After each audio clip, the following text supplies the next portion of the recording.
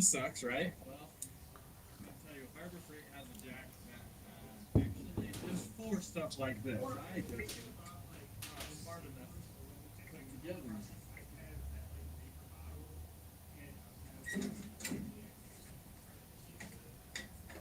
I'm not blaming any of what happened on it, specifically because I was doing a lot of things that you shouldn't normally do, just considering the circumstances. Here, yep. If you look here, I've got my power steering pump here, and I think I may have had it at a too extreme of an angle, and it tore it out. So, I'm gonna get that. So the hose didn't actually break. In fact, I think I can reuse this. I just need to cut it down with a sharp and then reattach. It's fitting. That's what I'm gonna do. So all that spare stuff I did before was for nothing. You know.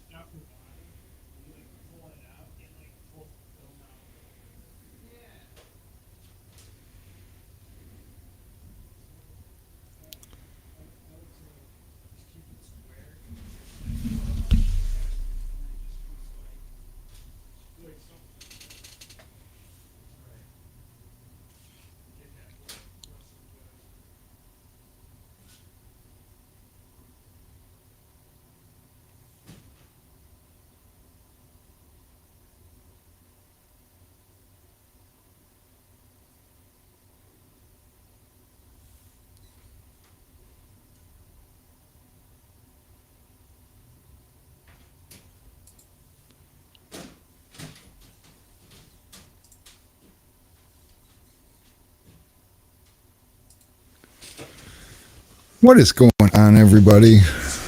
I uh, I was getting tired of waiting for that clock, the timer. Yeah, so what are we crying about today? I don't know. Life being difficult. How's that? Yeah, that's something worth crying about, right? No, it's not. Anytime you find yourself crying about life being too difficult, you know, in my circle we call that self-pity. And the problem with self-pity is, it's self-pity is a real self-centered, selfish feeling. So,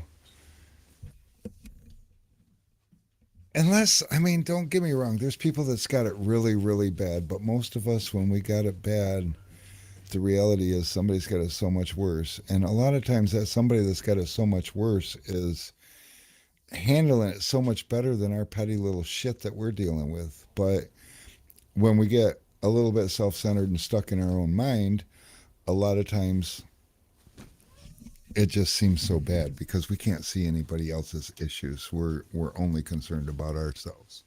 Not a good place to be. So that's why a lot of times you see me with my chin up and doing me. So get the victim off your forehead is what you're saying. Okay, that's good.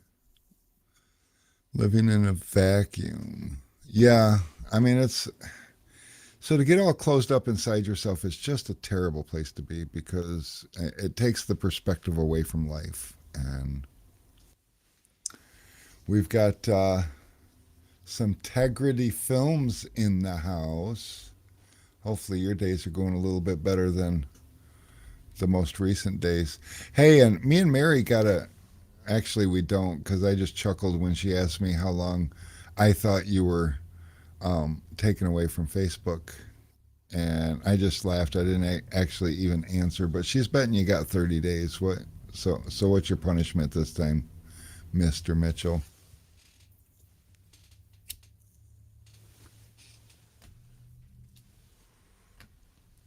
Shady J's here in the house. 35. Well, that's not bad. So they give you a couple of stern warnings and then shoot you right up to like 28 days. And then, I mean, as many offenses as you've had, you're like habitual and shit. And um,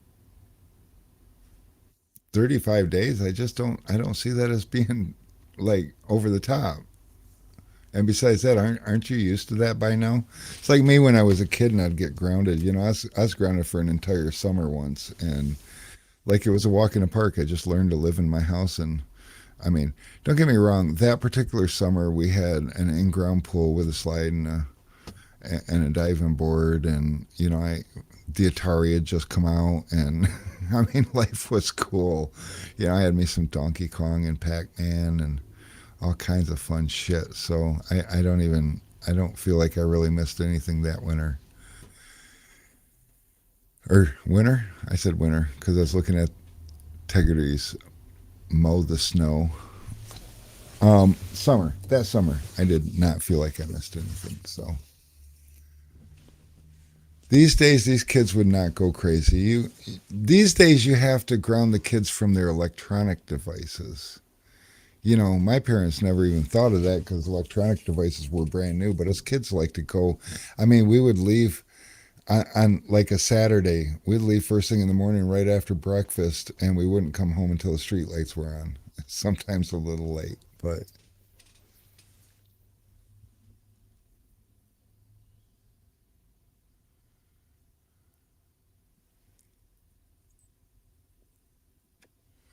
yeah, these days the punishment is to go outside. No, you're in trouble. Put your video games down and go outside and play. I don't want to. Thank you for such a fun toy. What did I do? What did I give you? Ah, I'm so confused. I got too many wheels spinning and too many things happening. I don't even know what's going on. But you're welcome. Oh, can of whoop at. I should just read up a little bit more. Maybe I should focus a little bit more on the. Yeah. Dude, these tink kegs are amazing. Today I got to spend a little time on the phone with a guy. He had a like a 40 couple year old Pepsi keg, and I was helping him get his shit together so he could have a nice um, dual sprayer and everything. And he was kind of blown away at me because we were talking about what he had there, and he was on my website like, what do I need to buy to make this thing a dual sprayer and everything. And it turns out he's got a couple of kegs that are both sprayers, and so he's got two hose setups, and he's like, the reason I'm doing this is because I'm tired of having to keep track of two sprayers at the same time when I think one would be enough if it just had two hoses. And I'm like, so what you're telling me is you already have everything sitting there that you need. He's like, what do you mean? I'm like, take the tube and the post out of the other one, and take the in to post and little stubby tube out of this one, and put the other one in this one, and hook your hose to it, and you got a dual sprayer setup you didn't have to spend a dime for.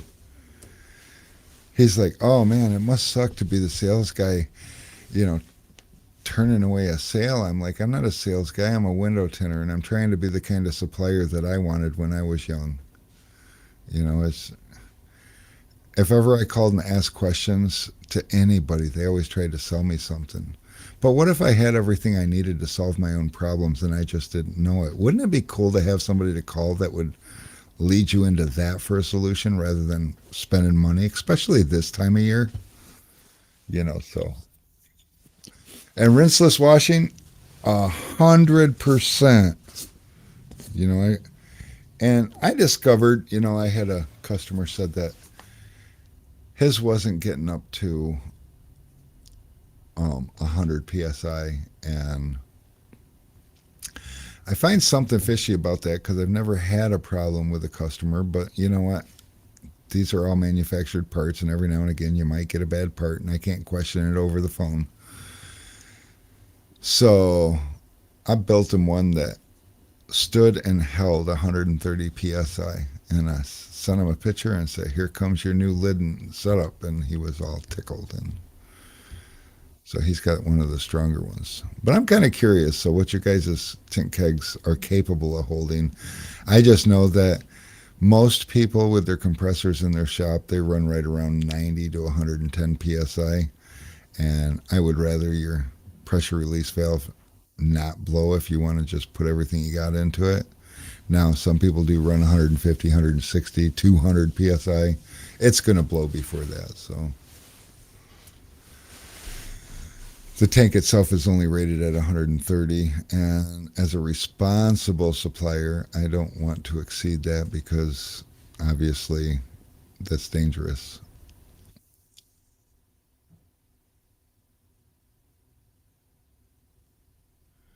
I need a fat tip and a regulator to slow pressure.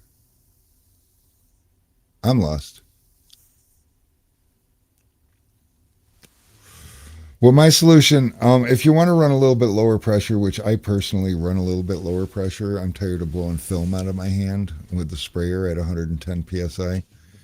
So I run it at 60 or 70 psi. And the secret, a lot of people think that you put you put all the air in it so that you still have good air pressure at the end. But truly, the secret is put less water in, put less slip solution in, and then you'll maintain constant air pressure all the way.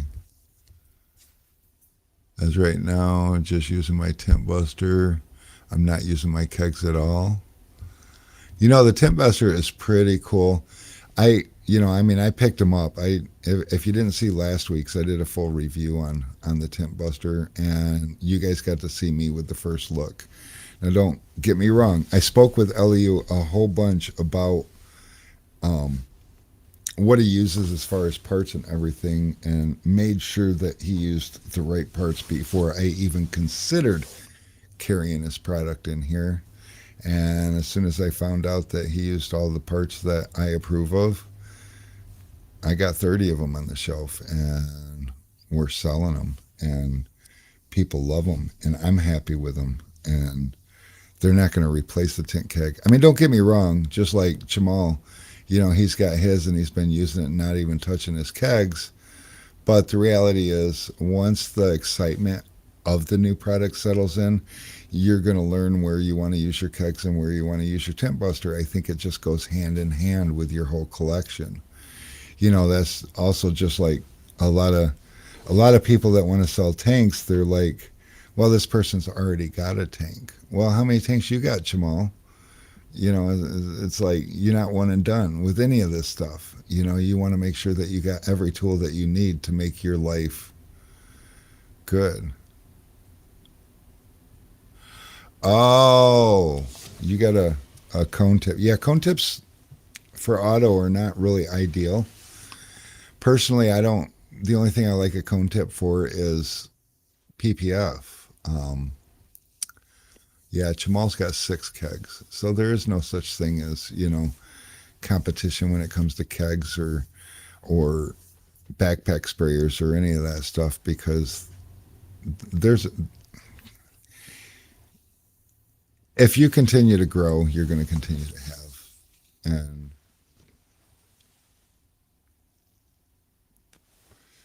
Jeremy's got 2 tanks, and he's nowhere done with kegs.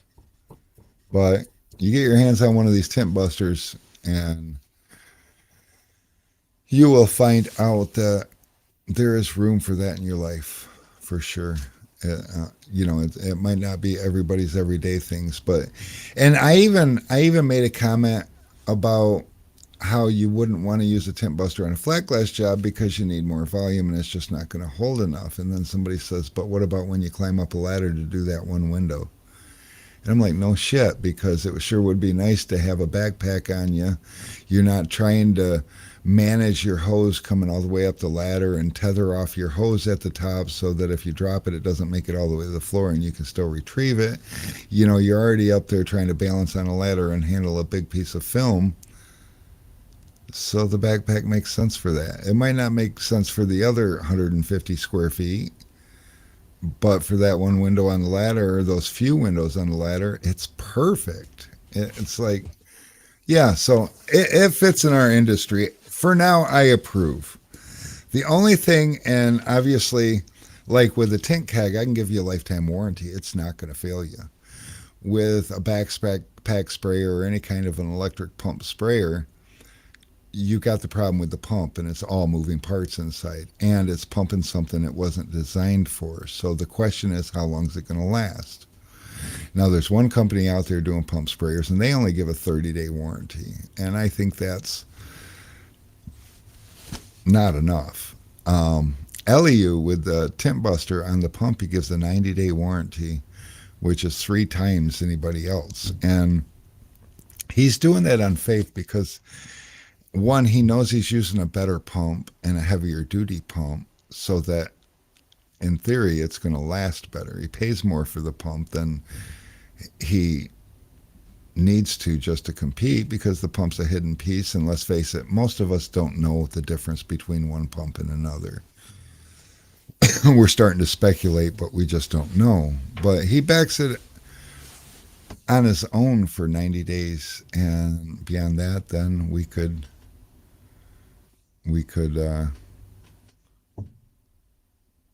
see where it goes. You know, these things are relatively new in the industry, and I would love to see them last a year or 2 or more. You know, I don't know. I don't know what spraying soap through these pumps is going to do or cause. So there's that. But that's something, you know, this is an exciting time for us because it is a brand new item in our arsenal, and we get to see what we can what we can accomplish. And Jamal says, so when I get myself into a bigger shop, I'm probably going to use them, but I have 2 tint busters too, man. Cool. Did one window today. It would have been perfect for it. Yes, absolutely. You know, that's the other thing. Just a couple windows. I mean, it's all enclosed. For the mobile guy that, you know, jumps from house to house to do a car or a set of doors or something like that, it's perfect for that guy, you know, rather than lugging a keg around. And I just think there's room for us in it. Did you see the Tint Fam magazine announcement? I heard about it. I haven't seen a lot on Facebook right now. I have had so much going on behind the scenes. It is very, very crazy. And it's hard for me to get on social media and do anything. So I'm very efficient in pond pumps as I build many hydroponic systems. Good call. You know what you should do for us, Nipsey, is if you could get a pump and do like an infinity pump system and just run it nonstop with soapy water running through it, just to see what we can find out the effects are on the pump itself. Because I'm thinking it's going to be hard to clean soap scum buildup out of a pump or an impeller. So I just don't know. But I like it. And I'm going to check it out. Billy frickin' Murray cutting up.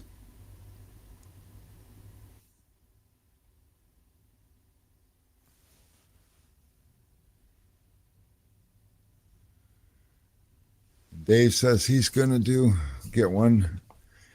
And what's up, Dave? I heard you called today, and I was just I tried to break free so that I could hijack the call, and I just couldn't break free.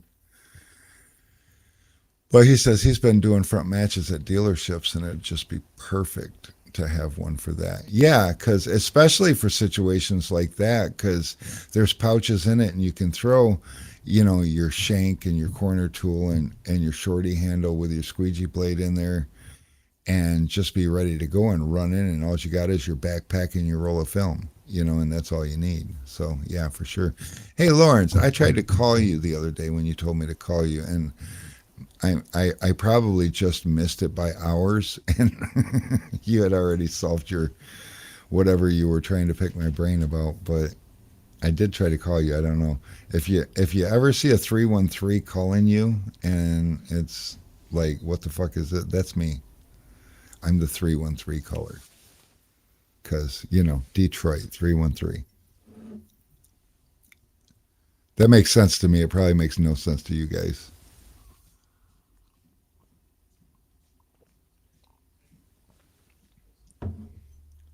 Or maybe poor Alex is out there. He's busting his ass getting these last orders filled up, and I'm like, yeah, I gotta do the tool talk thing. And the UPS driver, he got done early today, so the UPS driver sitting in our and in the room in there with Alex, just hanging out bullshitting, because he's just waiting for us to be ready to be picked up, and we will hold a UPS driver hostage until the last order's filled. And how many of you guys know somebody that does that on a regular basis? Because I'm the only one I know that does that. Hawkeye Security. I wonder if that's real.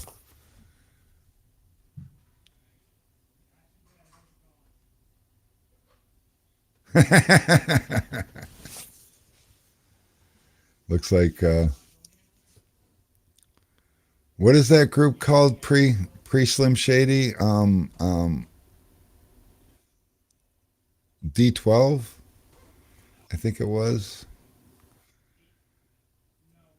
Yeah, Lawrence over there spitting some shit right now.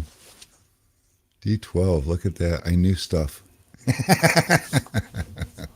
I might be white, but I'm old. Wait a minute, that don't make sense. Oh yeah, I'm old because D12's old. That explains everything.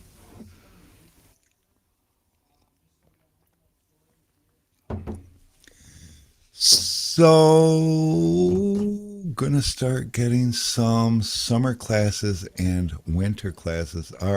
Dave's gonna hit the school in hardcore. I like it. And Dave is gonna be our next industry sensation, because he's going to school for marketing, and we could all use a little more of that in our lives, couldn't we? So yeah,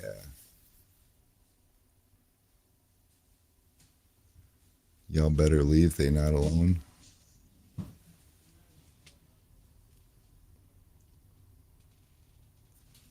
Alex is just out there just getting it, and I'm happy for that, because me personally, I'm not just getting it. So what we talking? Oh, we was talking about the backpack sprayer. That's actually super exciting. Semi clues. What's up, Rick? On a house now with my tent buster. This thing is freaking cool. I am so super, super happy to hear that, man.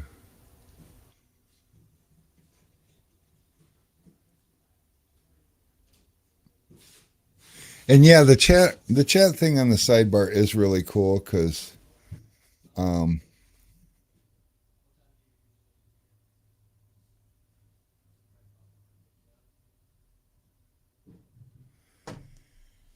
trying to stitch chats together while I'm talking about chats.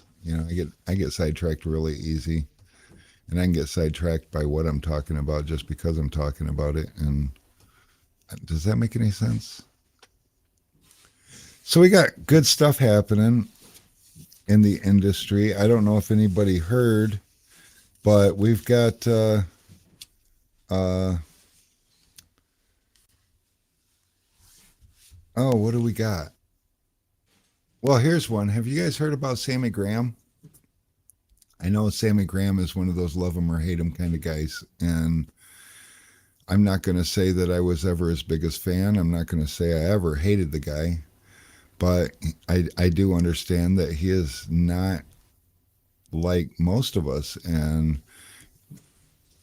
I found out last week that he has spinal stenosis. And what stenosis is a choking and a shrinking syndrome, I guess, if you will. So spinal stenosis means that his spinal cord is being choked out, and he got to the point where he couldn't take but a couple of steps and he'd fall down, and he was having a real hard time, and he went to the hospital, and they're like, dude, you're at risk of like losing your left leg, and your circulation is really, really bad. And, he didn't have feeling in his left leg, and his right leg was just horrible, and he didn't have any strength. And they're like, you have spinal stenosis, and we need to operate like immediately, major back surgery. We got to cut this shit open, fuse a couple things together, reroute a couple things so that, with a little luck. And going into surgery, they gave him like a 10% chance of walking again. Talk about your life all of a sudden in one day just turning into, I don't know if I'm even going to walk out of this hospital. And the good news is he had surgery last Wednesday. And as of today, he's actually able to, while laying in bed, but still, this is major improvement because coming out of surgery, he still had no feeling or movement in his left side. In his right side, he could wiggle a toe, and he claimed he could feel the pokes.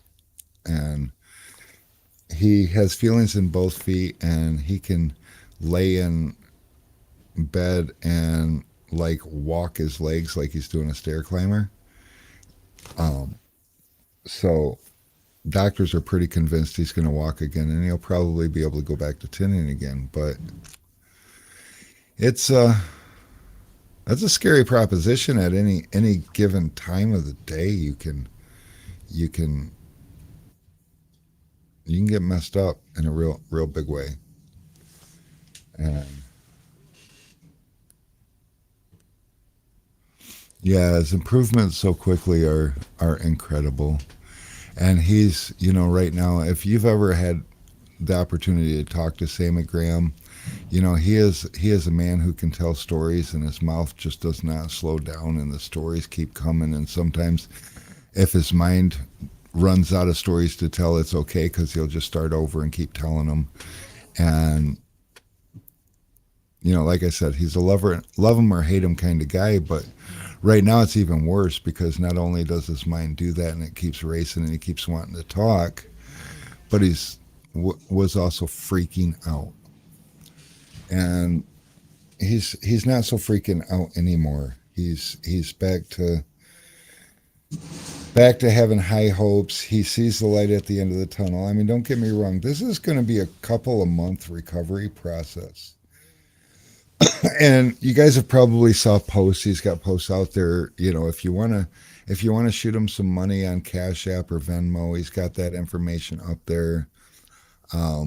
He's also posting the link for Tinners for a Cause. If you want to make a one-time donation, knock yourself out. Tinners for a Cause is rooting for the guy, and we're doing everything that we can to, help make this situation bearable, and so that he comes out the other side able to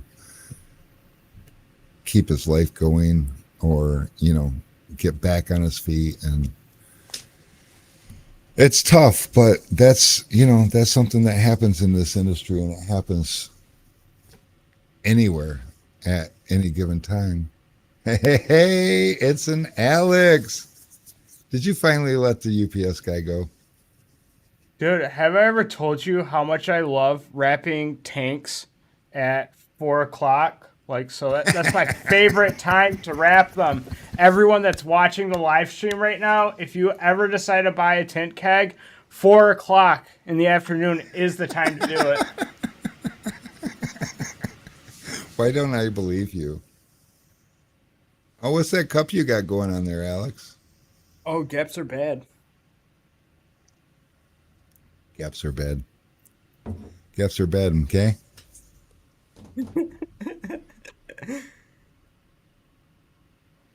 Um, Window Tinting Queen says if y'all haven't donated, please do. $10, Oh, $30. Integrity Films, vote for Pedro. Gaps are bad. Oh, so many South Park references.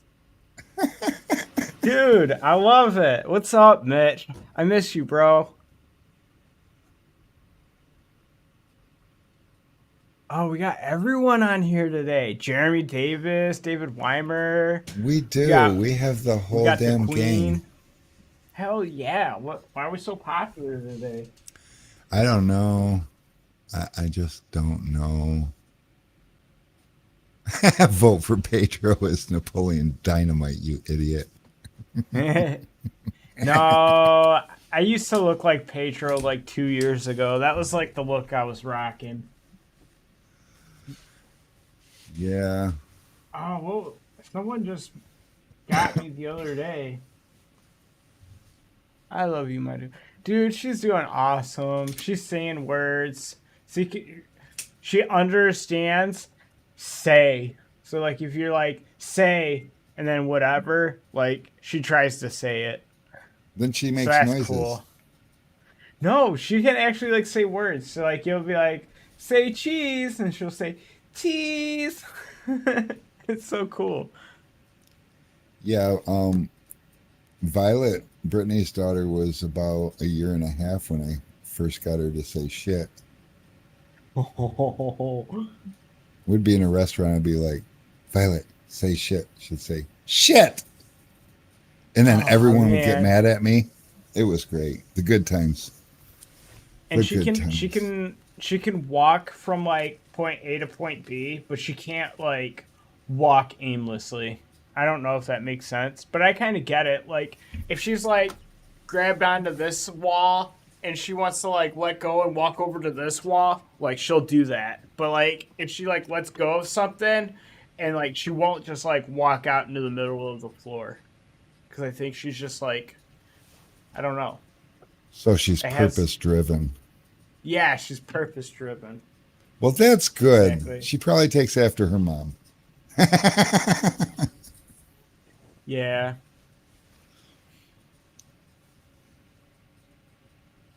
Now you looking like a young Cheech. Like Cheech and Chong. You are kind of looking like a young Cheech. Uh-huh. A little bit.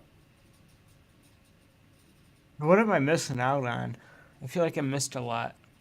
Well, we were talking mostly about the Tim Buster and Oh. how it just kind of slides right into a needed tool of yours and how it doesn't quite replace the keg, but when you first get it, you'll think it does because it's just so amazing. And the excitement and the new toy syndrome has to wear off.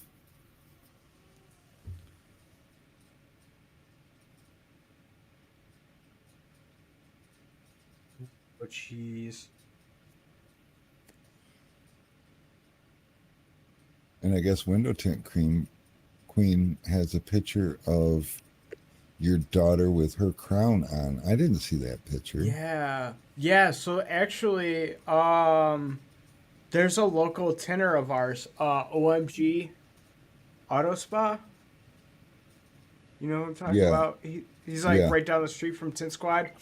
He actually came in to buy a couple of squeegees and he was like, I didn't know you knew Window Tinting Queen, and I'm like, where'd you get that idea from? Like how would you come across this information? He was like, oh, I seen you in one of her feeds the other day. I was like, oh, that's cool. He was like, yeah, I think it was like you and your daughter. And I'm like, yeah, Yeah, Liz, you that have was a lot us. of Michigan stalkers, just so you know. She's got a Brian lot of Phelps wants to know who the new guy is. Wearing a Sun Distributing hat and a Sun Distributing shirt. It couldn't possibly be Alex. what? What? Wait, did you talk about The new stuff that happened at around lunchtime today. What happened no, he was asking who the new guy was, the guy that came on the Oh. screen. Couldn't possibly be Oh. you. You're wearing Sun Distributing clothes. That's not like you. How did that go though? How'd you like that interview? I think she's all right. I think she's gonna have. Honestly, I think you're gonna enjoy her because she's all fucking Apple smart. She's yeah, I don't know. I she. just You do your don't. You job. don't. You don't like her. She Do knows my more than job. you. I don't know. No, she seems all right. I don't think I've ever hired anybody this young before. So we'll see. Oh shit. I gotta here, I'm gonna do this. Oh wait. What are you? What are you doing? Brendan. Brendan Semi-Close just sent me a picture. Is it a good picture? It is a good picture. He's doing architectural. He's in a residential home. He's got his little giant, and like the things that you pop in to be able to fold your little giant. That's Yeah. where he holds his he hangs his tint buster. So it just Oh, hangs there. that's a good idea Yeah. too. Yeah, it's a cool little setup. Oh, What's up, and legends in the house? he's got a brass handle on it. Well, it's funny. Derek came by and bought one, and he bought a brass handle for it too. Yeah. I charged him the difference. I figured you would have done something like that. You're like, it's off season. Rick doesn't have any cheap parts to buy, so it's okay. Well, I mean, if we're gonna use the plastic sprayer, it's like not used. It's still in good Yeah, condition. for sure. For Yeah, Semi sure. Close, you're killing it, bro. So we're Um, supposed to get tomorrow we're supposed to get like 3 to 6 inches of snow.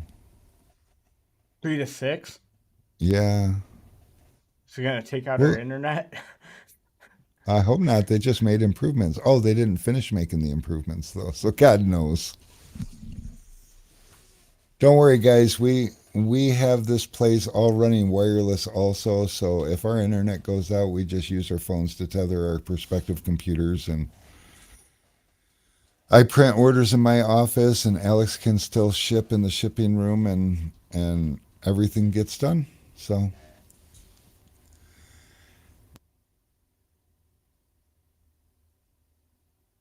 I think how do you Dave lost get on a internet. 35-day suspension on YouTube? I don't even know how that works. He's very honest.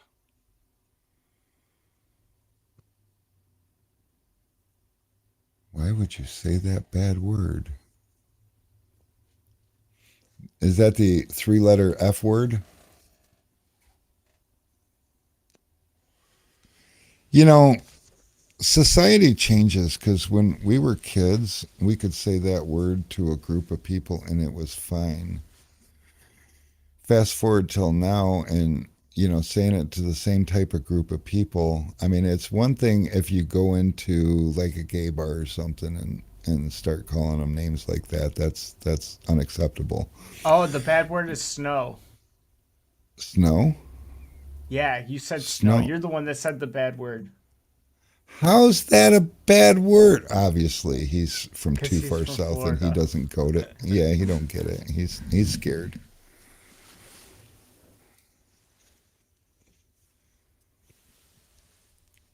See, Nipsey thought Jeremy was talking about him too. I wasn't the only dummy.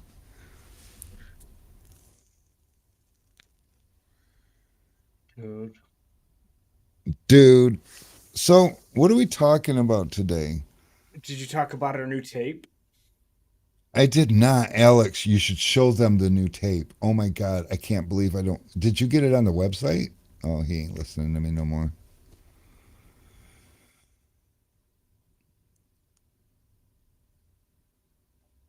The Coddling of American Mind, How good intentions and bad ideas are setting up How a much are generation these? for failure. $9. Okay, I'm buying this one. Dude, check this out though.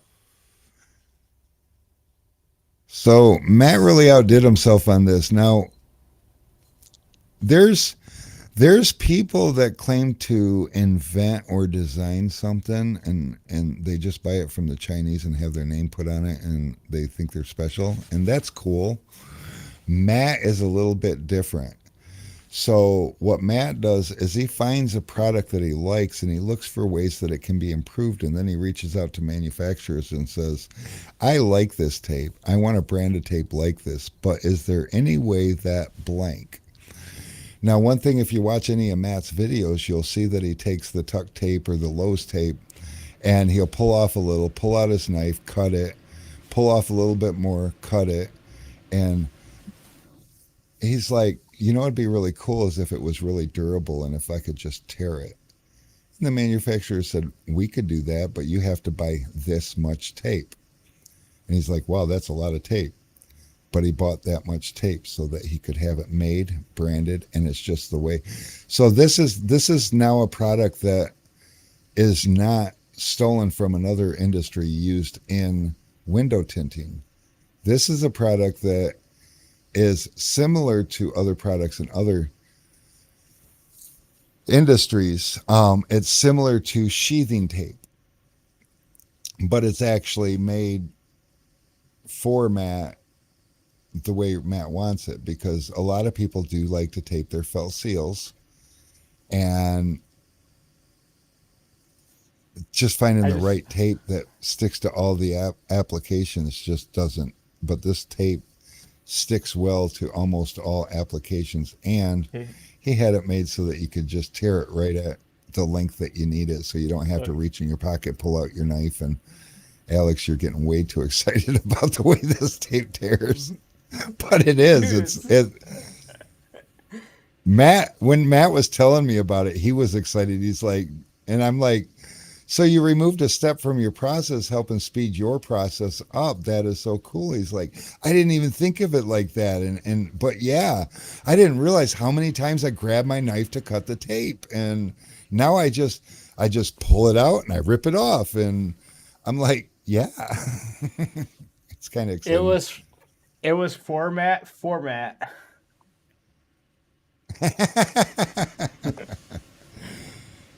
Integrity says Sanchez, old dirty Alibaba ordering ass. Look, Damn. I'm not trying to Oh, name any names or point any fingers, but I mean, Mitchell is like Matt, the dude that can't tint but teaches everyone how to. Dude, yes, that dude. I screenshotted what Mitch said to Matt like a month ago. It was so wild. I had to screenshot it. I mean, I don't want to like stir drama or anything, but it was fucking hilarious. Oh, You should I'm sorry. screenshot this one too. But no, Well, Matt's a uh, good tinner. Matt worked for me for 5 years. He's a good tinner. What Matt's done with his channel though is he's went in the direction of the brand new guy, and Matt understands that, just learning off of YouTube isn't necessarily the easiest thing in the world. So not only does he break it down as simplistically as possible, but he's added a lot of elements that we don't use in our everyday life because we're just better than that. But he's teaching guys that need training wheels. So he's introducing the training wheels so that they can get better jobs sooner. And over the course of time, if they ever wish to, they can remove their training wheels. I mean, the first time I ever saw somebody on a video put a piece of tint on a window and take a marker and trace it and then take that piece of tint somewhere else and cut it freaked me out. I was like, what? The window's there. The shape is there. Just cut the tint. What are you? But turns out there's a lot of tinners that do it that way and they get good results. I was talking to somebody earlier today and realized that, yeah, it's true. It doesn't matter how you do it. We all have the same end goal, and that's the person paying you money being happy with the job you gave them. And that's all that matters. Now, there's a lot of people that do things weird to me. You know, this whole bottom loading thing. You know, I used to take cars apart when I first started learning how to tint because it was easier and I could get better jobs. But what happens if you teach yourself to do a better job without taking the car apart? And I know Mitchell knows a little something about this. But the reality is there still anything wrong with the guys that take the car apart to bottom load and get a cleaner job easier? No, there's nothing wrong with those guys. It's just what they do. I mean, I outgrew that 20 years ago. Maybe 25 years ago. I don't know. Long time ago, because I was challenged to take less steps and do the same job. And that's how you learn to tint a car in under an hour and still be a very quality job. You know, you don't take out the important steps. You find a way to maximize on all the steps you have to take and eliminate the steps that you don't have to take. And sometimes that means that you're advancing to expert level where, you know, the other steps might put you in the beginner level category. You still, just like Mario, you still get to beat up King Koopa or whatever.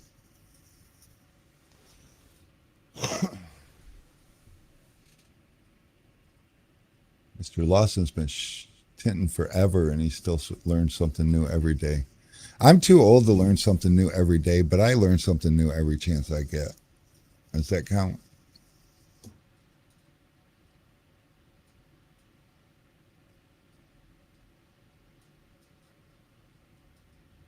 When I was told that the Jacksonville school called tinners a dime a dozen, I sort of lost respect. Tinners are not a dime a dozen. It doesn't matter how much we simplify it. Not everybody can do it. And of all the people that can learn to do it, not everybody can psychologically or mentally do it. I mean, just like production work. I could not work on an assembly line.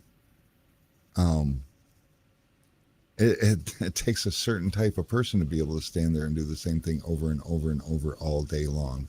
I couldn't do it. And I've taught a lot of very intelligent people that was able to learn tint that wouldn't stay with the industry because they just couldn't do it. Tinners are not a dime a dozen. It's hard to learn the art and it's hard to want to do it for a living. And therefore there's a shortage of tinners. And then on top of that, there's really a shortage of tinners because the theme is before you've ever even touched a piece of window film that you need to figure out how to start your own business because you don't want to dare make anybody else money.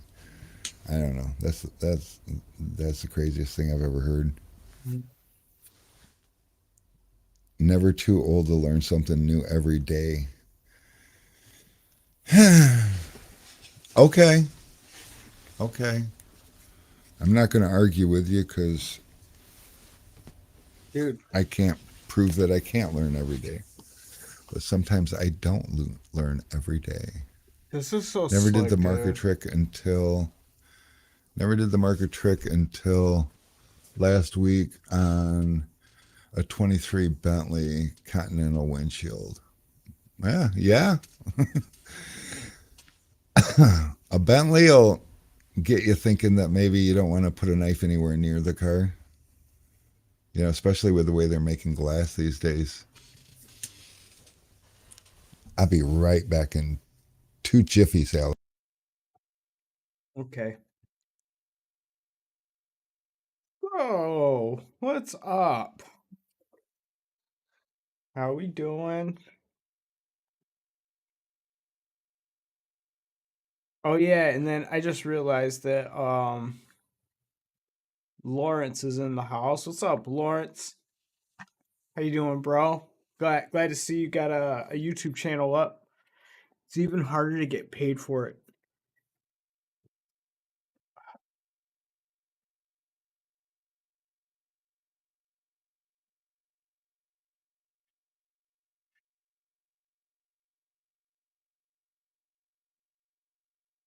I'm almost out of here.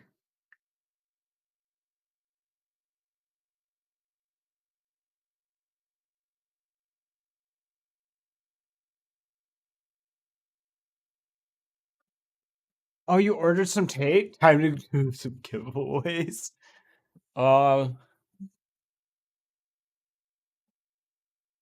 the only thing I can give away are broken iPads. Who wants some broken iPads? Seriously. Look how many iPads I got. Oh.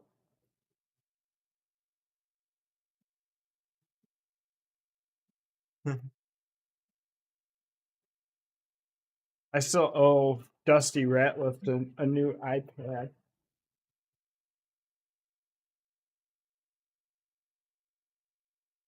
One iPad.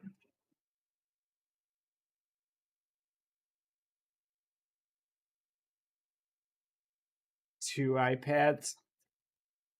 Oh. What's up, Lawrence? Three iPad.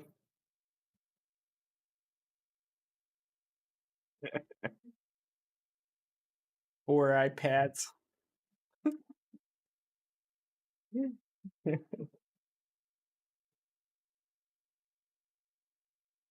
Ah man, I gave up on that. It's too slow. It's the wrong season. But I traded it in for iPads. We got five. What are you doing? I'm watching the show. Oh, six iPads. We're gonna see. We should do something extremely stupid with these. Like something like you would see on Jackass. Like fill Ooh, like a kiddie pool with a bunch of iPads and like drop bowling balls on them or something. I don't sounds know. messy. See how many like whip them into the wall. Well, and I think you're onto something there because you can buy these broken iPads relatively cheap. Well, you're not And for supposed to you, tell them they're broken. oh shit, You want what I'm do you not good call at it? this, Alex. The shock value decreases. Yeah, but I'm Hey, thinking about making a YouTube channel. You know, you could get uber famous. look. Uh, Lawrence is giving away a pack of your cigarettes. Shady J wants to smash one over his head. Jason Tent Lawson wants to frisbee golf with them. Dude, you guys are awesome. Alex, you need to write all this stuff down. This is all good stuff. By the end of summer, you could be YouTube famous. How much for a single? We call those Lucy's here in Detroit.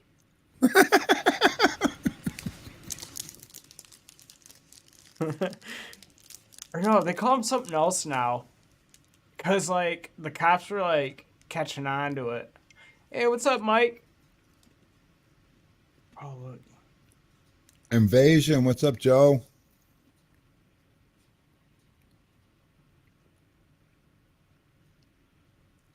And Anthony's Auto Detailing wants us to shoot him with a 12 gauge. I don't have a 12 gauge. I have a 20 gauge, a couple 9 millimeters. Dude. This is seriously like 50 pounds worth of iPads. Why are they? Why are they all here? I don't know. Because there's no room at my house. Shoot them with an arrow. Oh, Rick, you know how there's like those videos like how many balloons does it take to stop a bullet?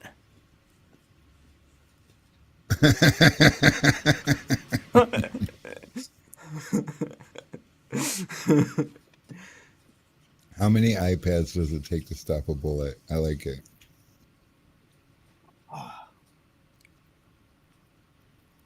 Maybe we can like test the integrity of some film somehow. I don't know.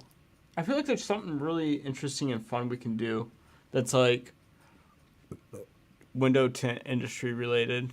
Throw a security film on it. Huh. I used to have Britney PPF my phones. back when I broke them all the time. Yeah, I got so proud of you. Is your phone broken right now? Just the screen protector. Wow. Oh, guess what I got coming tomorrow? Uh, My iPads? yeah, but also my very first Apple Watch. Is it broken?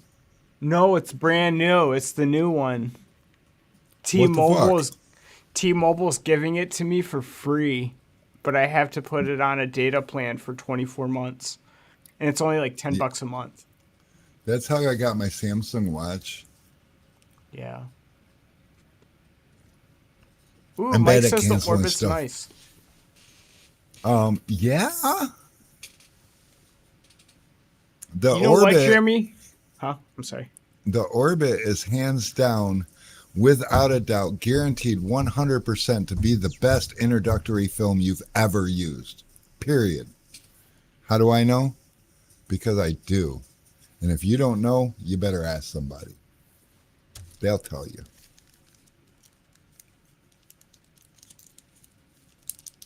Well, I He's got double to get dipping. up out of here. Alex, you're double dipping. You do not. It's 5 minutes too. You got to wait. Oh, I gotta wait. Oh, Jordan. So I've been playing DMZ on Call of Duty, but like I don't know. I think it's way more fun. It's kind of like Warzone, but you only get one life, and when you die, you lose all of it. So you better not die. He's repairing iPads on Mary's time. No, not at all. Uh-oh. Now you're going to get in trouble. He's going to tell on you.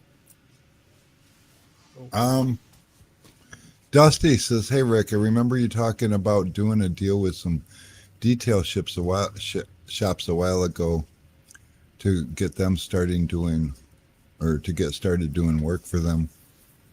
So I think you're talking about, let's go ahead and push this button. This button. I think you're talking about when I was running the tint show and we had a bunch of tinters and we used to create accounts.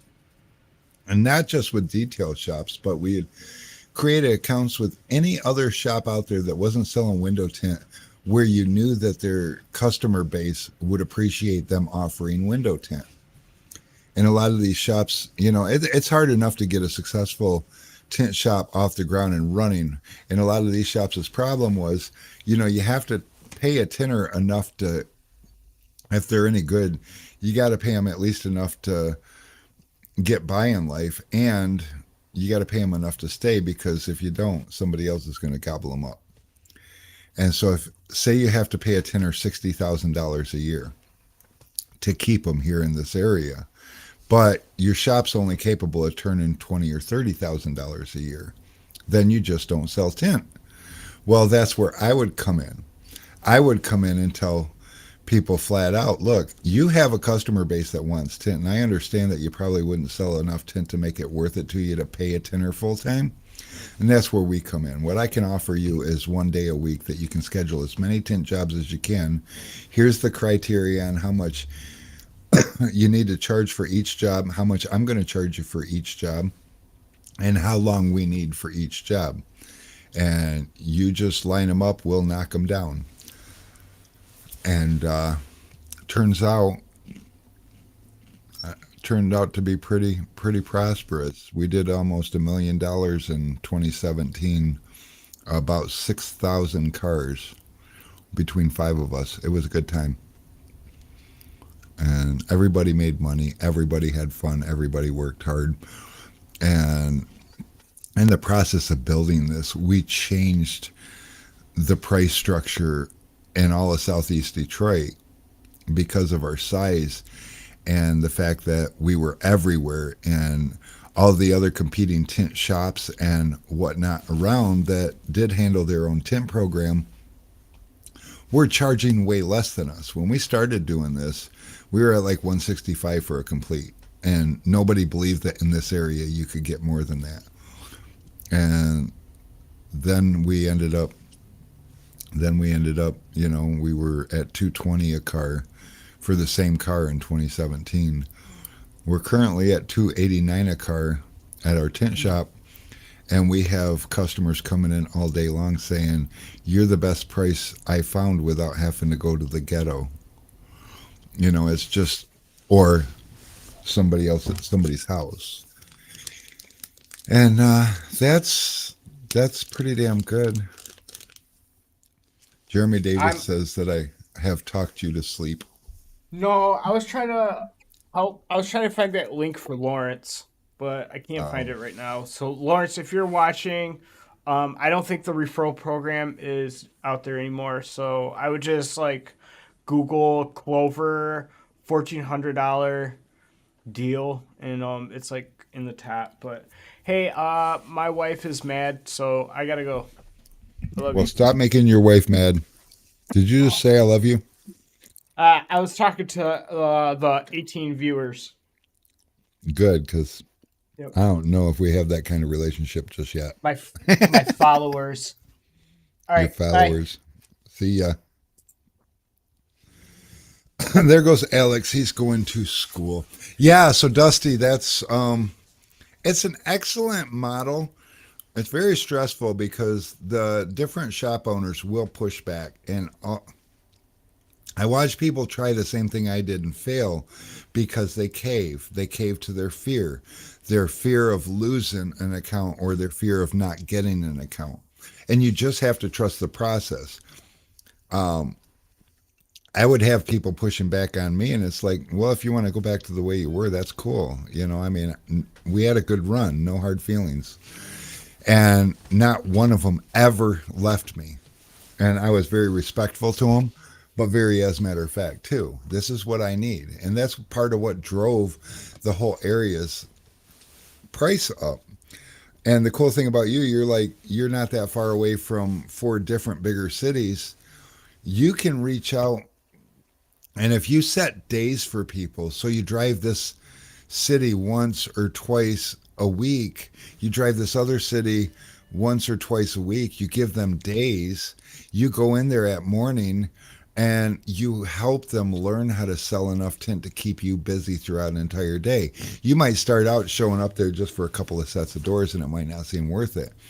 But if their staff and their sales staff is willing to listen and try new things, you can teach them how to book a whole day, and before you know it, you'll have certain stores saying, "Hey man, I can't, there ain't enough of you. I have too many jobs for one day. I'm starting to get booked out the following week. Is there any way we can get a second day?" And that's what we did. We had stores with all the way from a half a day a week all the way up to 3 days a week, and we ended up collecting tinners. There was 5 of us running around at one time, and we just owned Southeast Michigan, and it was great. Problem is, tinners, for whatever reason, they don't want to make you a dime. Now, the funny thing is, the tinners would get like 50% of the money.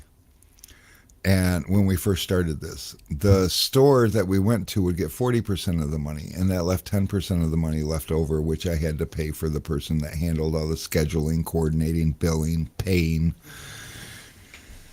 and ordering of film. So there was a whole lot involved in that, and tinners would just run off, and then we'd have to find new tinners, and I got exhausted. I'm tired of chasing prima donna tinners. And what's funny is a lot of those tinners that run off, they're making $100,000 a year working for me. I'm making next to nothing off of them, and they're making a store good money. They're getting to tint for their whore prices, because in the beginning at 165 we were getting 120 a car. And out of that 120, the tinner would get like 110, 108, something like that, and the office would get $12, and they would leave, making 100 grand a year. They would leave because we were making money off of them, and they needed to get all that money for themselves. And I watched many of them struggle to make $30,000-$40,000 because they just weren't in a position or business minded enough to put it together like that. It takes a lot more than you to run a business. Us doing $1 million a year was somebody answering the phones to make sure the scheduling was right, calling the stores to make sure that they had their customers verified and confirmed for the following day, running around picking up checks from the companies that paid us slowly, and of course writing checks to all of us tinners. We used to run a spiff program too when we first introduced carbon and ceramic, and if you upsold a job, we would spiff each individual salesperson so much per job. She would run around personally and pay those people every week for the spiffs that they earned the following week. And tinners didn't want to pay that. Tinners wanted it all for themselves, and so many tinners went out and made $30,000 or $40,000 and got 100% of it, rather than making $80,000 or $100,000 and only getting a smaller percentage of what was there. It never made sense to me. And by 2017, the person that we were buying film from made me a distributor, and tinners started scurrying again. And I decided at that time I was not going to chase tinners no more. And Matt Blackmer was the last one that was with me. And then one day he came up to me and he says, "Rick, I really just want to go make videos again." And I'm like, "Do it. Let's do it. We're good. Just whatever you need, man. I got your back 100%. And so that following week, he ventured out on his own, and I was left with 0 tinners but myself. And I became the tinner. And finally, my stepson's wife, she graduated from college. He was off there being with her while she was in college in Cleveland, working for somebody else. And when they came back, he decided he'd come work for us. And then I decided I needed to focus on Sun Distributing. But I focused on both window tinting and Sun Distributing until I think 2019. And it was a lot. Now I can just focus on Sun Distributing. He does a great job for the tint shop. And he makes more than I ever made as a tinner. Crazy, huh?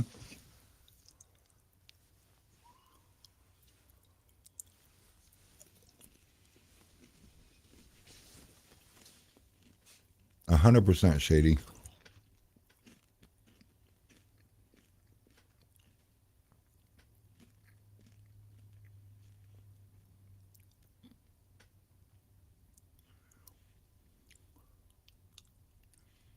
I love Alex. Why you got to do him like that? How did I do Alex?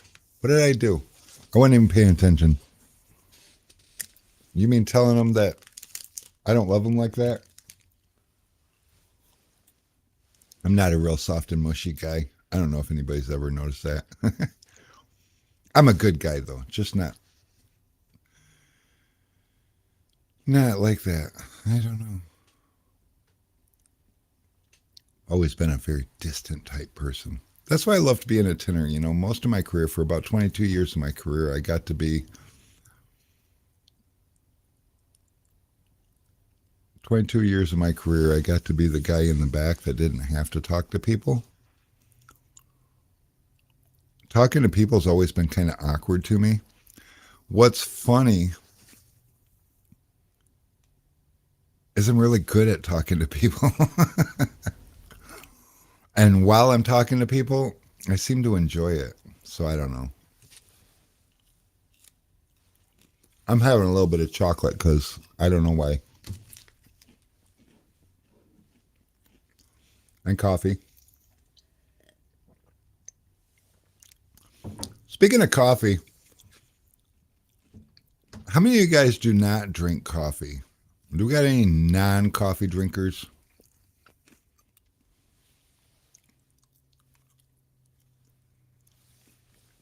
My wife doesn't drink coffee at all. Well, no. If she watches this, she's probably going to bust my ass for it. But she drinks coffee, but she tries really, really hard to make it not taste like coffee. I mean, I'm talking even those cold, brown Starbucks things that you get in the cooler at the gas station. She hates those. It tastes too much like coffee.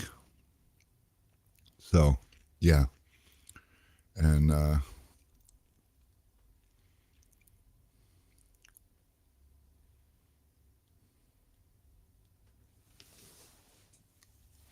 Jeremy says, I drink it for no reason. Oh, there's a reason.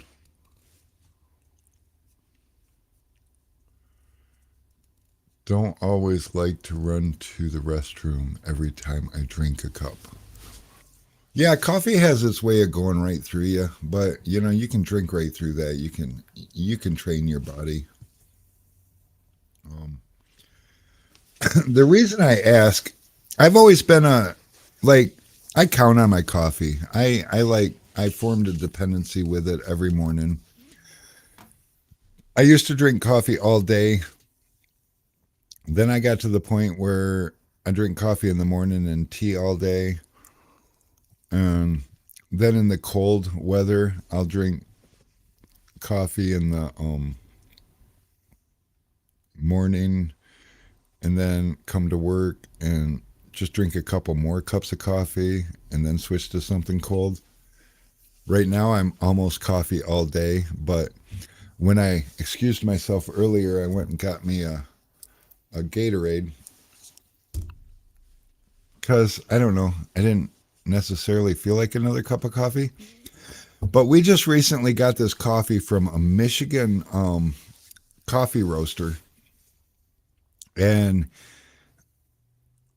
my stepson brought us a couple big baggies of this stuff in hazelnut, and flavored coffee never did it for me because it would smell so good, and then you take a drink of it and it tasted like coffee. It didn't have any of the flavor of what the scent was. And it was always so disappointing. Well, this stuff, he brought us some hazelnut and it smelled wonderful. And you took a drink it and you tasted it. And then the aftertaste was there too of the flavor. And I was a big fan. Well, Alex found out where he got it from. And he got it from Leelanau, Michigan, which is on the Michigan map. This is the Michigan map. Leelanau is right about here. So there we go. So there's Michigan. We're here, and Leelanau's up here. And so they make this coffee, and I went on their website, and oh my God, they got s'mores, and they got Snicker cookies, and they got maple French toast, and banana nut bread, and hazelnut, and French vanilla, and Irish cream, and they got all these flavors. And so I bought a little bag of all of them. And so we've been drinking those. And oh my God, they're so amazing because Snicker cookies so far, we had that this morning, and that seems to be my least favorite. And that's because it doesn't have the strongest of aromas while it's brewing. And when you drink it, it's got this little bite to it. And I don't know, maybe I think Snicker, I think the candy bar, and maybe a Snicker cookie is something different, but it's not what I was expecting. But as I drank it today, I kind of became okay with it. But the banana nut bread, oh my God, you walk in the room with it brewing and it just flat smells like banana nut bread cooking. And then you take a drink and you taste it, and after you swallow, you can feel the banana nut still on your tongue. It's it's amazing. So, I don't know. Don't know why I shared that with you, but sometimes one thing that I've learned is you got to treat yourself. And if you find something you really like, remember, you earn that. Shady J likes some iced black coffee. It's the best. I found some iced black coffee or cold brew coffee that was straight black, and I don't remember who makes it, but it was in a silver can with some kind, I don't know, the can looked kind of cool. And I bought it, and I didn't even realize it was just straight black iced coffee. And that stuff was the kind of stout that I liked my brewed coffee, and it was good. but I have not really became a fan of iced coffee. It kind of weirds me out because I grew up in the old days when coffee was supposed to be hot. Oh, you guys are dwindling. You're leaving me. I'm boring you with coffee stories.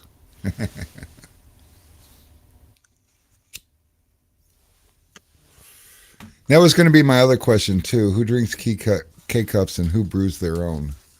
Because these guys don't make K-cups, so it's all, self-brew.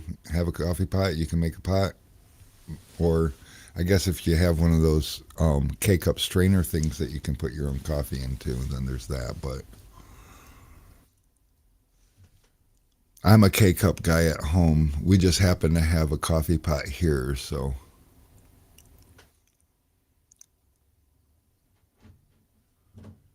Sean Steve. Is that Sean Vogler? Am I making a connection here? But yeah, I'm a K-cup guy at home, and we just happen to, I don't know if you guys notice this about me, and I'm not afraid to tell you this about me, but I support small local family-run businesses. Period. The best I can. And so we hired a coffee service here because we had a company here local in Waterford that was coffee break service, and they were a family owned and operated company that ran around, and they would supply you with a bun coffee maker, and all you had to do is buy their coffee from them. Now they sold you their coffee at a premium, but whatever. So we used them, and I guess the guy got old and nobody wanted the business, and he had an opportunity to sell it to this big corporation, and the corporation bought him out. And this was the sloppiest merger I had ever seen. The big corporation bought him out and did not just pick up taking care of the customers. So it was way not as seamless. In fact, we always was heavily stocked on coffee. And finally, I decided to call them when we're down to 2 packets. I had 2 days worth of coffee left, and I call and I get this voicemail recording saying that as of November, blah, blah, blah, we were bought out by such and such a company. And if you wish to continue your service, please call this company and have them set you up an account. And I was like, wow, that's fucking weird, but this company is big, and I'm not really that interested in supporting big business. I don't know. I mean, I do where I need to, but I don't if I don't have to. And that's what sparked the search for this other Leelanau coffee company. And they're a small town coffee roasting company, and they're amazing. And I wish that they made K-Cups because they also do private labeling. And as amazing as their coffee is, I would love to buy and give away coffee to all you peoples. And so that's something that's in the thought process. So Steve, Sean, don't let me catch Solar FX handing out coffee and naming it something tint cute, because that's my idea. And I have all my 13 followers that will chase you down and tell you that's bad. Don't do that. Now I just got to find time on my plate to see if I can figure out how to manage it. I told Alex we need to find a coffee K-cup pod making machine so we could just buy all this wonderful coffee and make our own K-cups and box them and ship them. And not that I would sell them, I would just give them to you guys. These things are amazing, and they'll turn your day into a smile.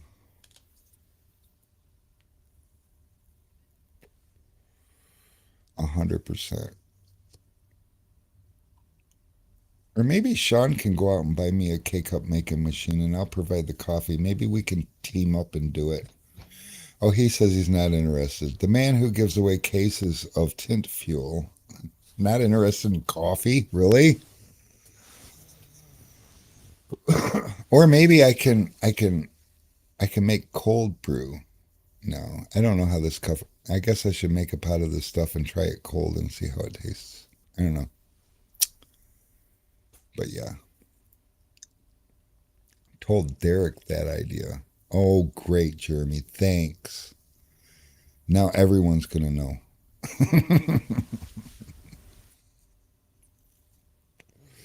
No, I don't know. I just want to do something different. Where can I send you photo of a flat glass sample book to help you get some more ideas? Send it to our phone number. Our phone number, we have desk phones, and we also have, let's see, can I do this? I don't know if I should do this because it's going to give people's informations away. But we also have a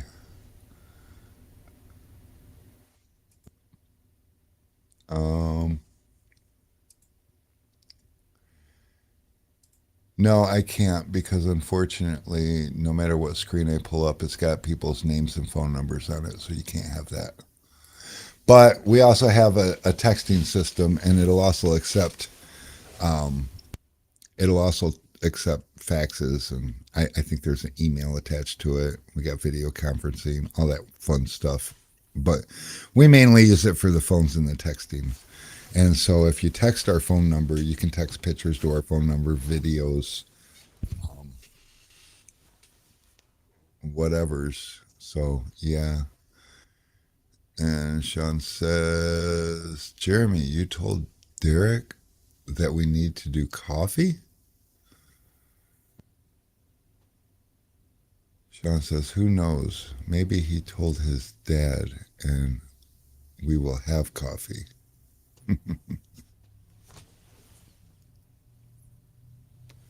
See, Jeremy's problem is you can't hold that man still. He's all over the place. And if his mouth is moving at the same time, he's telling everybody everything. Yep, yep. That's my story. I am sticking to it. So where are we at with this conversation? Nothing new. I mean, we've got the new Glacé tape, the shield guard. So that's exciting. Although we haven't got it on the website yet. So tomorrow I'm going to make it a point to make sure it gets on the website. Ooh, Shady says he loves him some Jeremy.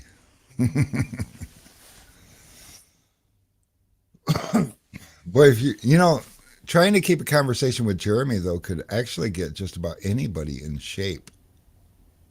Because, the man's on the move so much. If you want to complete a conversation with him, you got to keep up with him. And everybody will get skinny like Jeremy.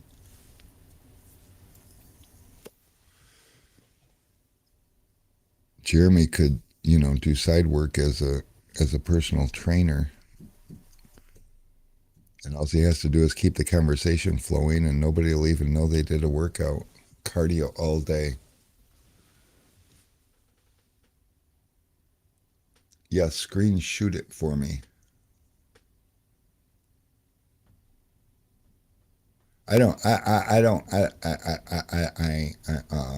Nope. I've been thinking about this for a long time. Not exactly coffee though. I just been thinking about what can I do that is just something other people don't do. It's so hard to find cool things that others don't do. And if you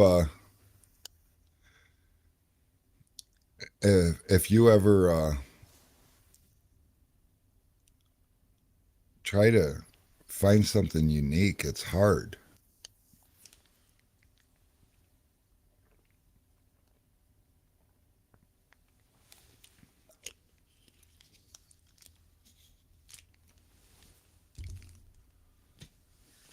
Went to the dealership shop and flat glass today.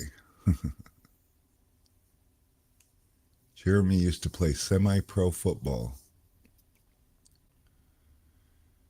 What is semi-pro? Because, like, my mind, I don't know what it is legitimately, so then my imagination has to take over, and based on the name of it, has to tell me what it is. So what my mind tells me semi-pro is a football player thinking he's good enough to get paid, but nobody will pay him. Am I close?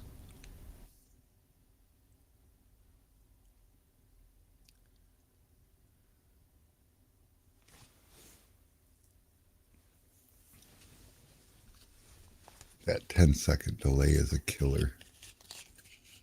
You know, I ask a question, expect an answer like on a phone call. And what's grow up, Pee Wee, mean? That sounds derogatory.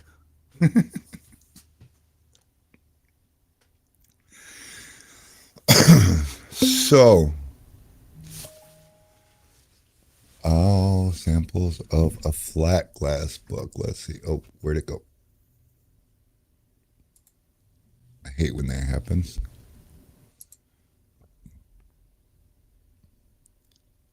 Come on.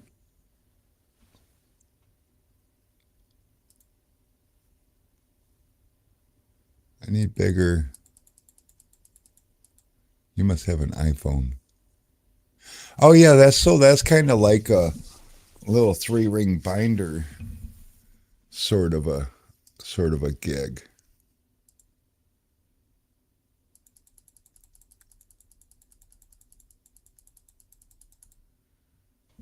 Yeah, we were thinking about doing something like that because they're nice.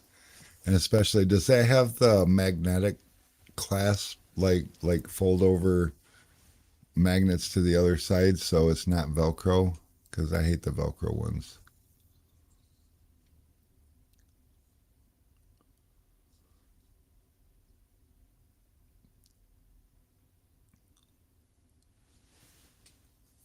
Exactly what Jordan said. Jordan said, grow up, Pee Wee, and I don't know what that means. Jordan says you have your own equipment, pay team fees for uniforms, pay for your own travel most of the time. There's some teams that provide everything, but those are rare here. Oh, I see. I see. T-Town says, that's what she said. Hey, T-Town, how we coming with my new shirts? Because I just hired a new person today. And if she works out, I might have to buy more shirts. Because, you know, I don't know. For a minute, I thought that it was just going to be me and Alex forever. But then I realized we're actually kind of bigger than that. And we're just in the slow season, so we're capable of handling things. But, you know. Yeah, it's a magnet clasp. Yeah, I like that idea. I think the magnet clasp is like, I mean, Velcro's cool, but it's like outdated. Magnets are in the now. So, Jordan played quarterback. So, is that semi-pro stuff, is that more hobby based, or does that lead, you know, for some people, does that lead to bigger and better things similar to college? You tagged me this morning. Oh, I told you in the beginning I have them done. Shipping tomorrow, lol. When did you tell me? Oh, man. Sean, I need you to step in for me and tell people how busy I am. I don't see social media stuff very well. People tell me when there's social media stuff to look at. And then I go try to find it real quick when I got a minute. It's a league in Wisconsin. That is cool. I don't know. I never knew there was. I mean, I feel like I've heard the term semi pro. Maybe I just never. Oh, he told me at the beginning of the show. Well, okay. I guess I'm not good with reading comments all the time either. Rick has been very busy. Rick volunteered for a project that is probably way more than anybody ever should volunteer for anything. I don't care how altruistic you are. It's just, boy, you better brace yourself. And it's a thankless task too. But you know what? At the end of the day, I feel good about it. So that's all that matters. It all depends on the team you're on and how they actually run as an organization. The more put together teams have sponsors are able to try to get people to the next level, look up Arkansas Punishers. Hey, that's a cool name. That's the best one organizationally than any here. Pretty cool stuff. Wow, see? So Jason Lawson said that you're never too old to learn something new every day, and I just learned something new today. Well, it's not something I could do because I'm too old and I bump into something too hard. I'm liable to break something, I'm sure of it. Which is why I picked a hobby that I could strap myself in real tight. I got my new helmet yesterday. I'm excited about that. So excited I just took it home and set it on a chair. But, you know,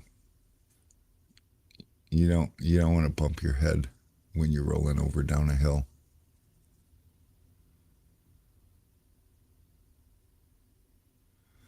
You know, I saw an old dude learn something today, and it like sparked a ray of hope in me for humanity as a whole.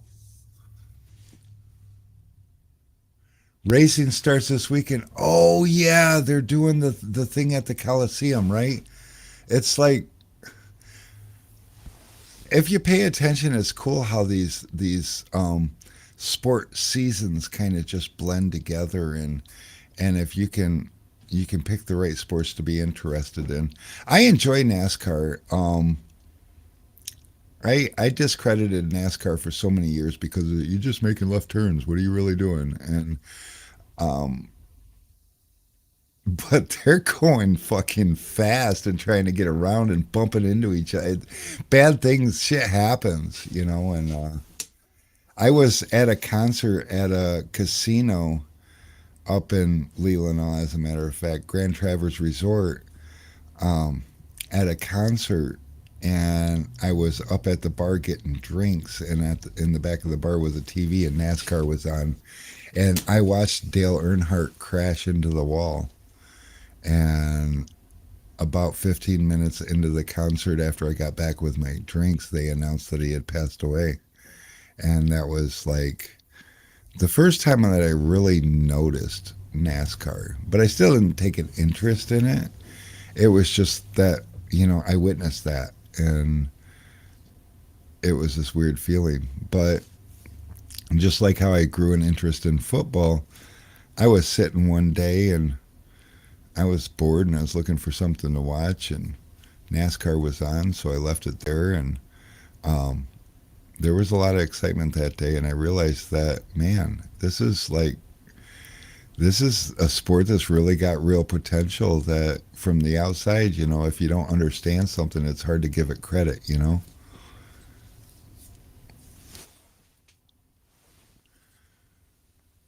Working on one of the World Tinting Champion stuff right now. So is the World Champion thing, is that a real thing? Yeah, I believe it's a real thing.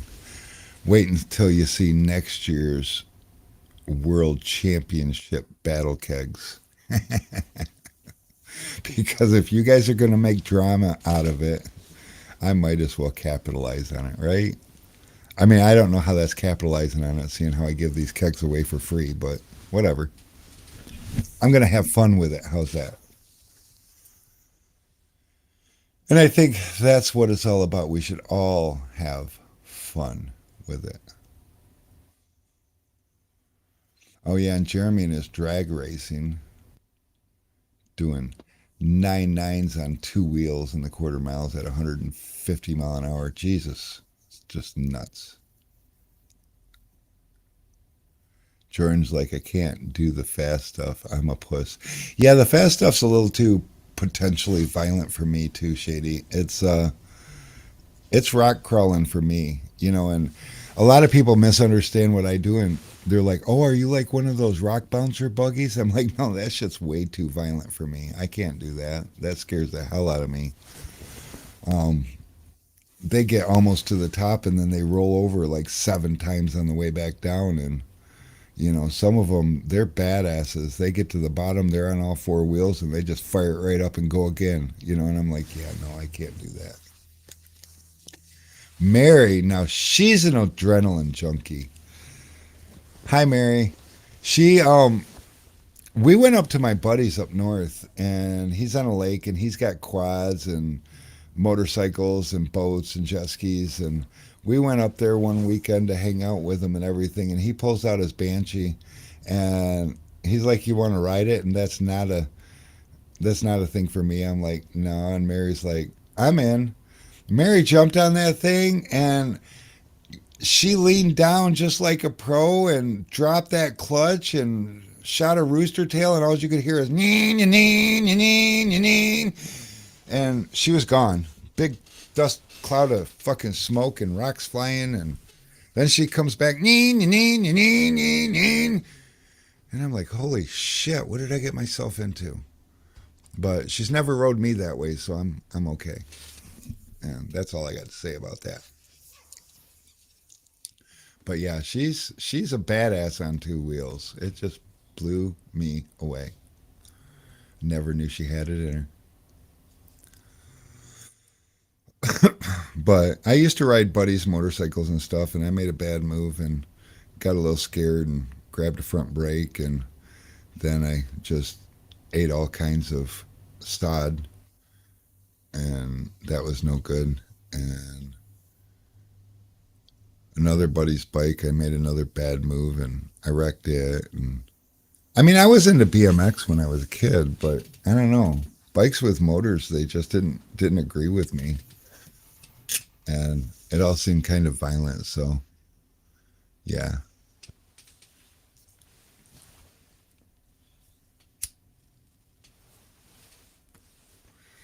Yup. 100%. Oh, let's see. Lesson learned, did you? Oh yeah. Oh yeah. No, I like the slow stuff, which really bothers Mary because when we go anywhere together, most of the time I drive. She hates the way I drive.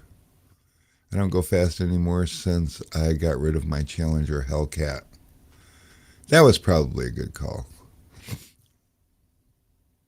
I traded in my Kia Telluride for a Silverado Black Widow edition with a LS62 in it, and the thing is badass, and I can't even bring myself to put my foot to the floor. But I mean, just putting my foot down a little bit and it puts me back in my seat. Mary's like, I had my first. Yeah, here we go. Had her first mini bike made for her at 5. She loved speed. That she did.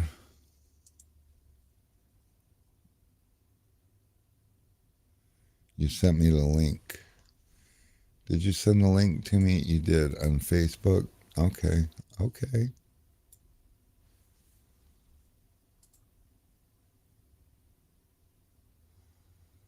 Oh yeah.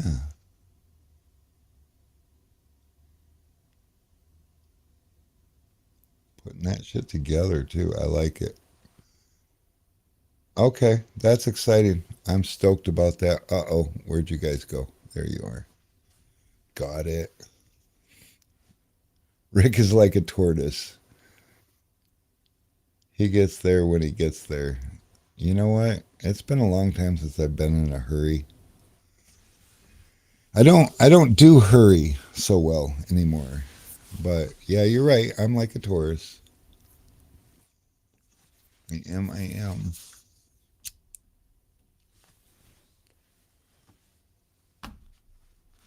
So all I know is the wife is going to Nashville and told me to go racing. No shit. She's a keeper, man. Absolutely.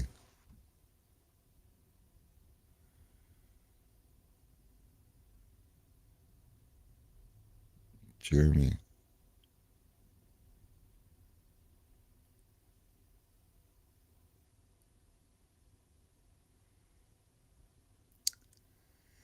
Is that why rock crawling works for you, Rick? Absolutely.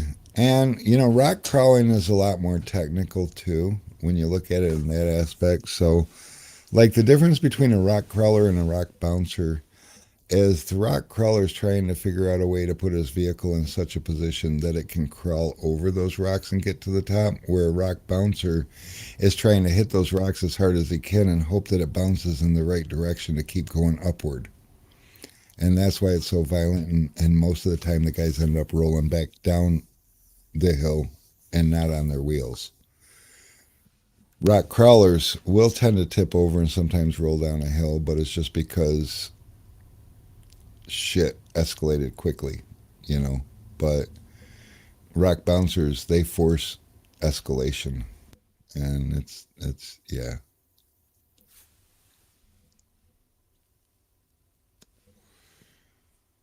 But I like the rock bouncers. I mean, I do like the rock bouncers. I just don't. I don't know. It's not for me.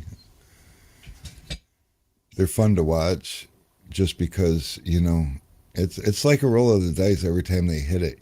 Because it's all about the bounce, and I'm sure there's skill involved there, because if you do that enough times, you got to start predicting the bounce, right? So I mean, it kind of makes sense.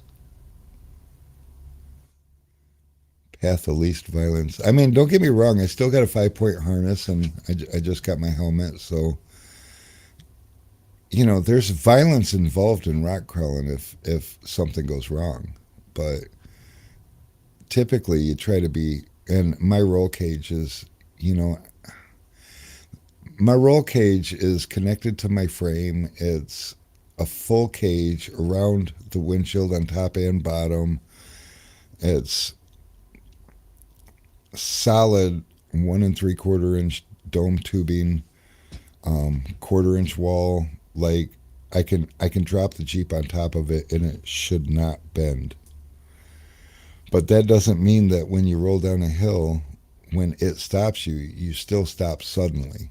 And when it slams you around like that, even harnessed in, without a helmet on, you could bust your head open on the cage. So there's that. Or your head could go flinging a little bit outside of the opening and smack a rock or a tree or whatever you're bouncing against. So yeah.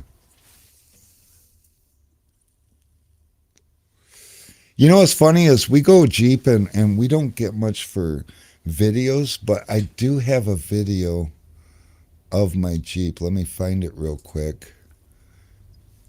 Mary took a video when we were in Kentucky, and it's kind of a far away video, but I mean, you can see what's going on, and this is the kind of stuff I enjoy doing. I just have to find it real fast. Okay. I mean, for starters, this is the state of my Jeep currently, and I just got to remember how to do this real quick. And tab window. This window share. Oh, I'm getting a phone call. Hold tight and I'll find that video also.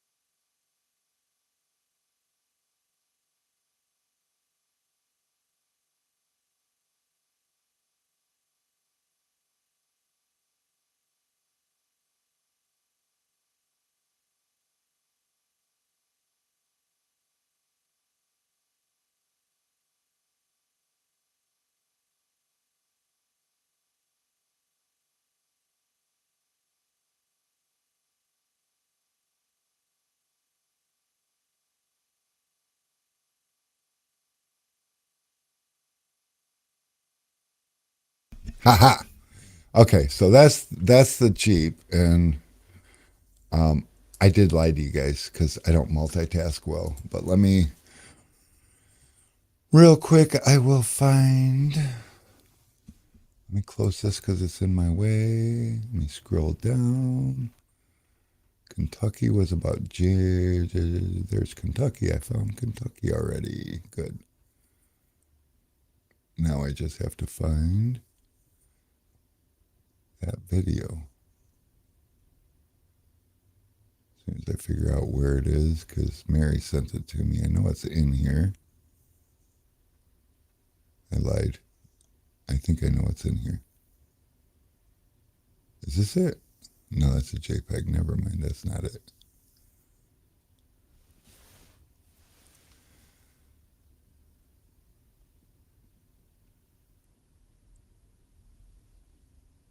Not it, not it, not it. Is this it? That's not it. That's Jeremy. I know she sent it to me.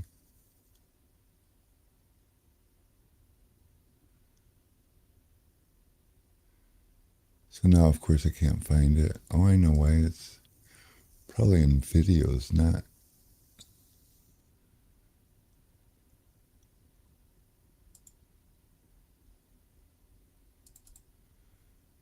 Nope, that ain't it.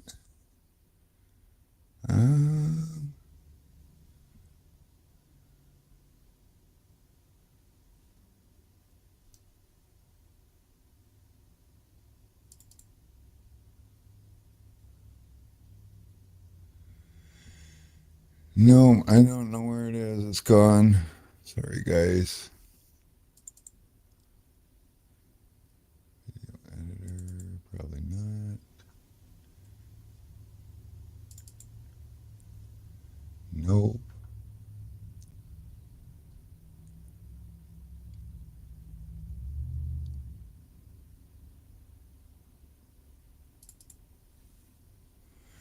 No, I really thought it was in this folder and it's not, so I can't show you the cool things that I do with it. Which is really weird because I've sent this video to people.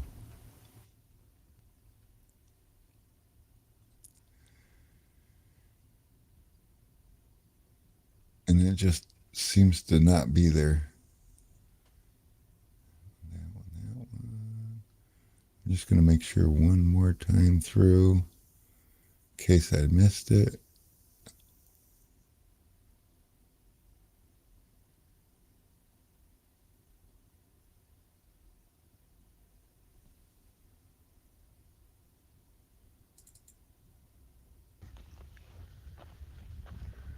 That's not it.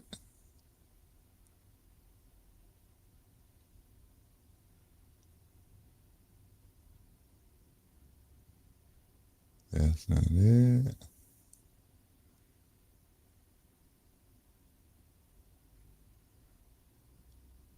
No, it must be in a different folder somewhere, and I just can't think of where it is right now, but it's definitely not in this group of pictures. Sorry, guys.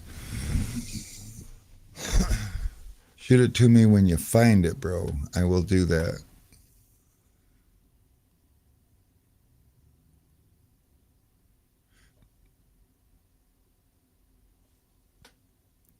Mary said there's Jeep Weeks in almost every state. And we don't do big events like that because of too many people. Yeah, so I mean, just this past weekend we had Snowfest, which actually was a mud fest at our local park, and we went to it. And usually these festivals, there's like maybe 100 Jeeps, and there was probably 600 Jeeps there, and it was just a freaking mess. And I mean, we had a good time, but it was so hard because the crowds were so big. And these Jeep Week type events and Jamboree type events, they're the same way. You'll get hundreds or thousands of Jeeps together, and it's just a big clusterfuck, and it's really hard to, stay safe, let alone have a good time. And So we try to avoid stuff like that. We like small crowds because it's fun to meet people, but yeah.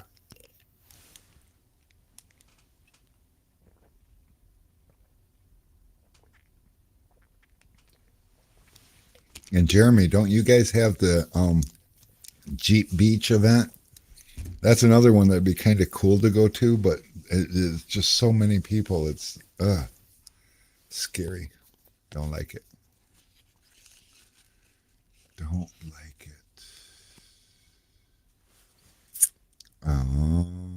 Just like Bike Week, yes, exactly. You know, and that big Sturgis event, you know, I couldn't even imagine going there. It just, I don't know. So you feel us, Jeremy. You get it. It's same thing, you know, just too much, too many, too crowded, and yeah. What's up, Rick? You almost missed it. Actually, you can't. I mean, we got 9 minutes, so I just. Oh, and now I wished I would have named that video because I would like to be able to find it. Maybe I can find it on my phone and then put it somewhere on my computer.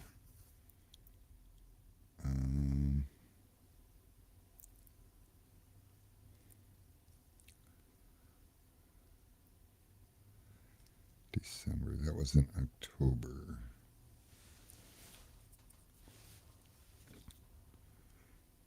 October.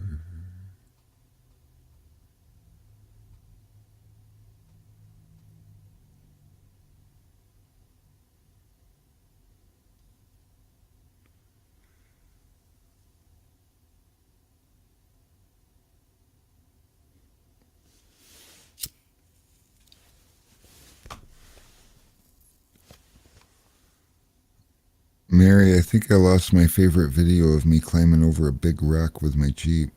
I don't know where it went.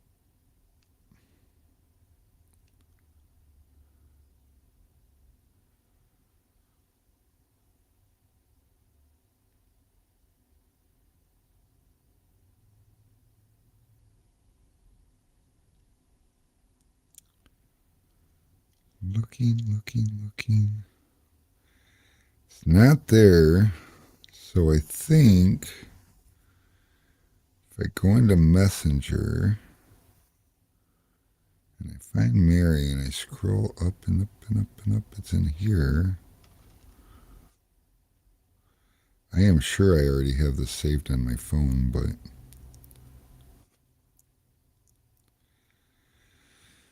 sometimes I just don't know where things are.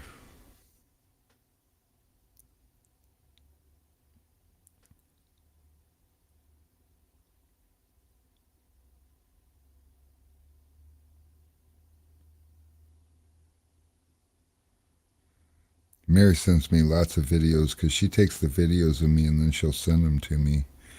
And I'm sucky with organization. Anybody else shitty with organization? Me too. Yeah, Rick, I heard that you were out visiting some of our favorite people today over at Pro Tools Now.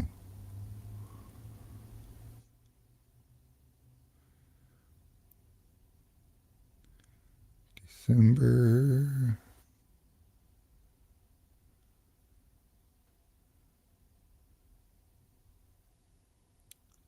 Found it.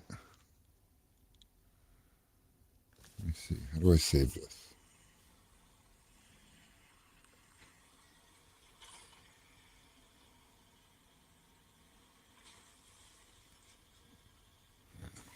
How do I even save it?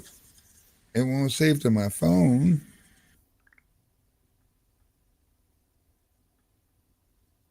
Save video. Says this video is already saved. Oh, I bet it saves it to my Facebook account. That's what's going on here. Okay. Hold on. I'm going to find this now. I just need to find Mary.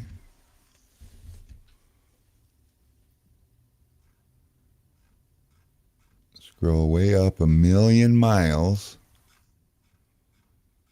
Because we talks a lot.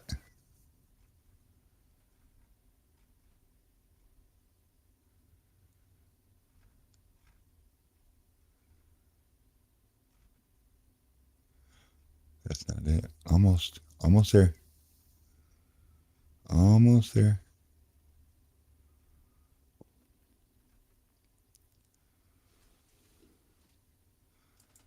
There it is.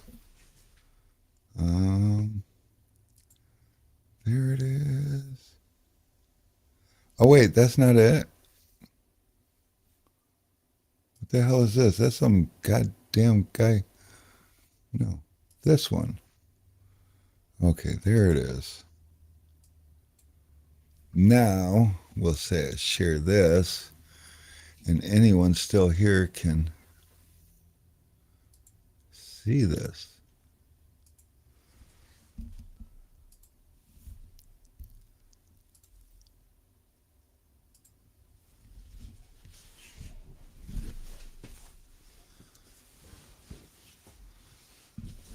Mary's way up at the top of a hill.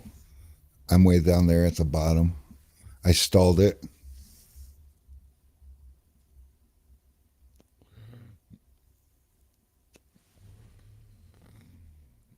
And I don't know if you guys can see that rock that I'm about to climb, but it's as tall as the front of the Jeep. Now, you remember seeing the Jeep and the size of the Jeep. That's a big rock.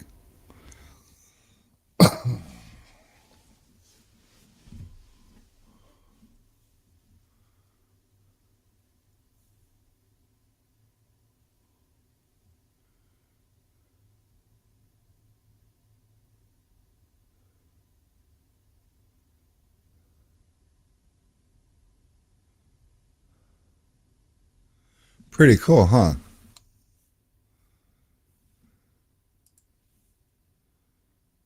So yeah, that's what we do. That's how we roll. Oh, I see. Now Mary wants me to show the difference between. Mary messaged me and she sent this one.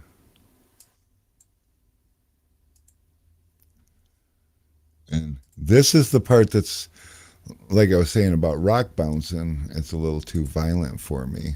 But so this is what we do there.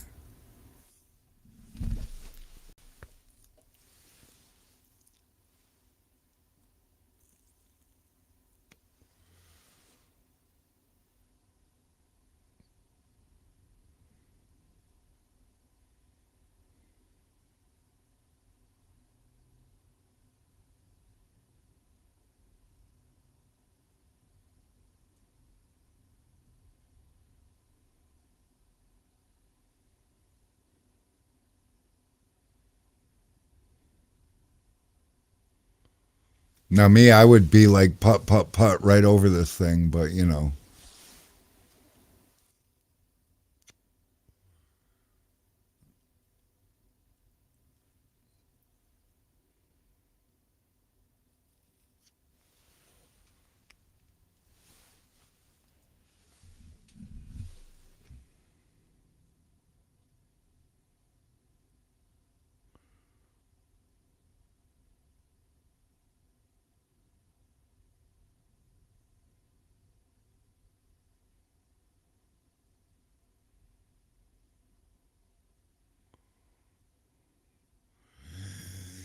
Yeah, that's it. And so with the violence of that,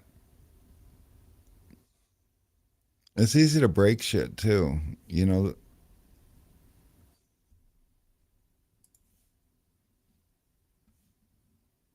what the hell are we watching? Oh, yeah, nobody wants to hear this. Go away. So yeah, that's that's the difference in. Oh, Mary Dunn found the video for me too. She sent it.